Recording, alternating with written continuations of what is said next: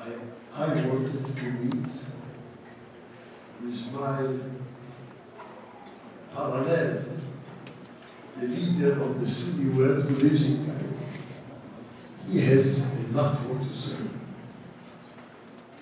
With the president, very important, but I'm not a prime minister, I'm not a foreign office minister, I'm not a minister of security. I need to meet with Sheikh al-Azhar.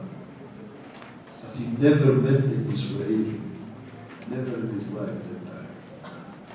December 97. I asked Basyuni, will Sheikh al-Azhar also attend the meeting with Mubarak? He said, I'm not sure, but my president is very smart. I'm sure that he will do something that you can meet you with the Sheikh. I spent with Mubarak an hour and a half. For the first time, Mubarak had permitted to bring 4 Israeli journalists, Yediot, Haaretz, Maariv, and one religious one for all the Orthodox newspapers. They came with me, and he gave them an interview. After an hour and a half we stood up, I didn't see even one in the room wearing like a sheikh. We were all civil suits. I understood the sheikh is not there. Mubarak said to me, Chacham Akbar. Chacham Akbar means a great Chacham, a great scholar.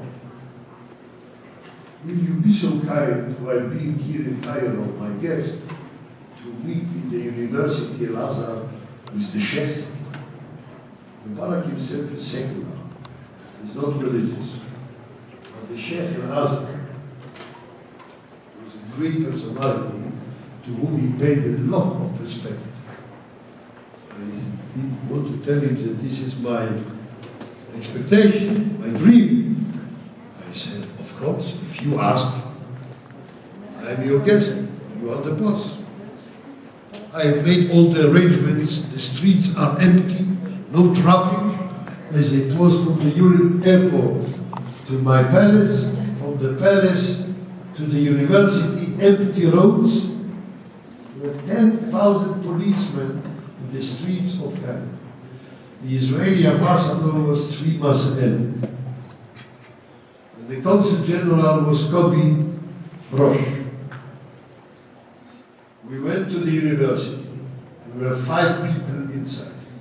The Sheikh, myself, the deputy of the Sheikh, Sheikh Zerzaf, my ambassador, Tzvi Mas'el, who was the translator from Arabic to Hebrew. I spoke Hebrew, the Sheikh spoke Arabic. And Kobi Brosh, Consul General, wrote the whole conversation. You can find it today in the Foreign Office Ministerium, in the desk of Egypt. Very Afek. She is keeping this protocol. I made all the efforts, believe me, from the bottom of my heart, I tell you, to make more understanding. I knew this is my hour. The leader of the Sunni world, the leader of not only Egypt, the whole Islamic Sunni world.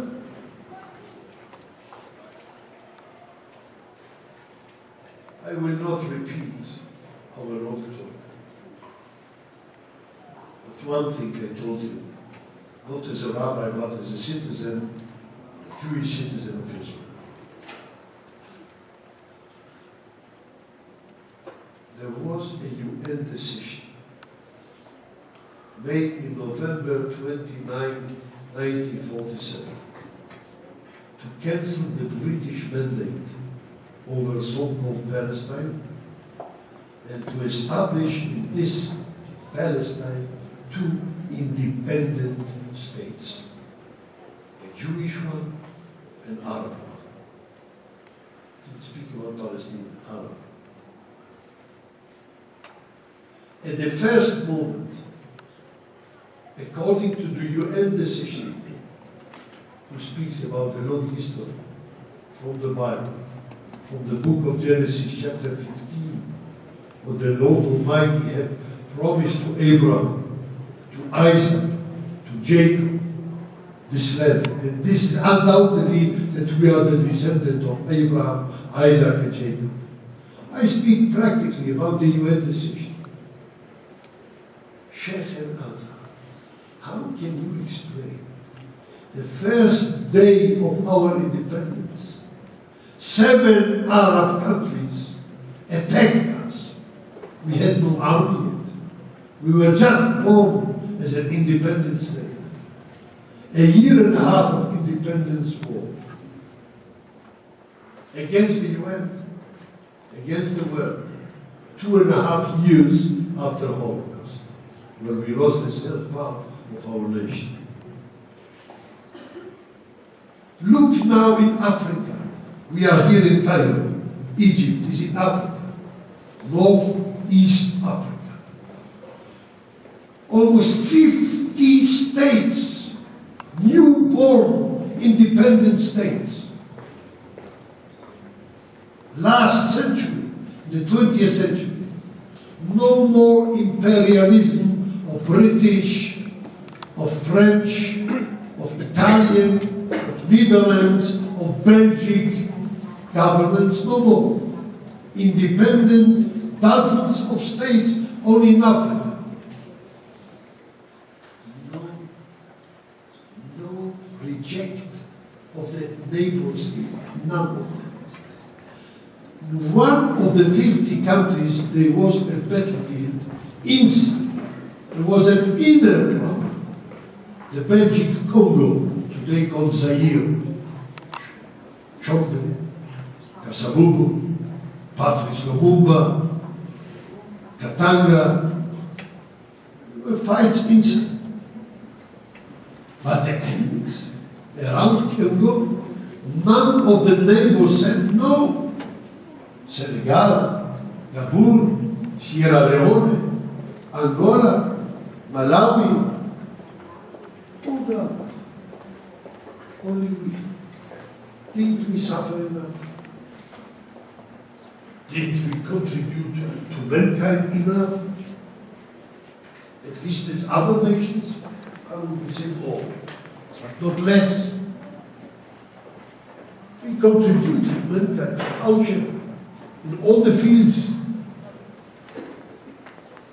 And 2,000 years of exile, this spread in all the world. Don't you? Please, Sheikh al-Azhar, pay me a revenge visit. I came to you. Come to me to Jerusalem. We will then welcome you on a red carpet. Unfortunately, he didn't do it. And meanwhile, he passed away. But with Sheikh Zevzov, his deputy, I had a long dialogue. We have met several times in Davos, parallel to the Economic World Forum. There was a meeting of religious leaders